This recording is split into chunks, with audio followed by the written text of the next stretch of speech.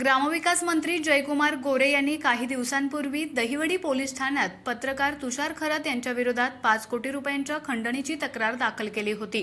त्याच प्रकरणात राष्ट्रवादी शरद पवार गटाच्या अजित पवारांना दहिवडी पोलिसांनी ताब्यात घेतलं आहे।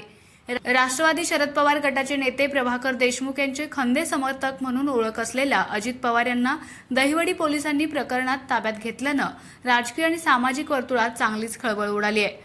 खंडणी प्रकरणात तुषार खरात यांना दहिवडी पोलिसांनी मुंबईमधून ताब्यात घेतलं होतं। ज्या महिलेच्या अनुषंगाने जयकुमार गोरे यांच्यावर आरोप केले गेले त्या महिला देखील सातारा पोलिसांनी 1 कोटी रुपयांची खंडणी घेताना रंगेहात पकडलं होतं।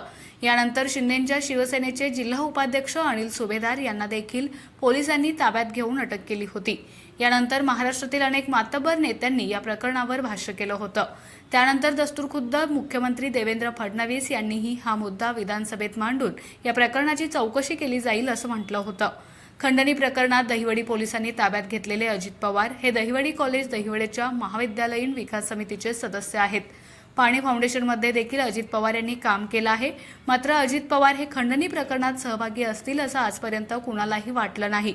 दहिवडी पोलिसांनी खंडणी प्रकरणातील आरोपींच्या संभाषणाची कॉल डिटेल्स सीडीआर प्रणालीद्वारे मिळवून आजपर्यंत या प्रकरणात सहभागी असलेल्या प्रत्येकाला ताब्यात घेऊन अटक केली आहे। याच प्रकरणाच्या अनुषंगाने अजित पवार यांच्याबाबत असलेल्या संशयावरून दहिवडी पोलिसांनी सध्या त्यांना चौकशीसाठी ताब्यात घेतलं असल्याची माहिती मिळत आहे।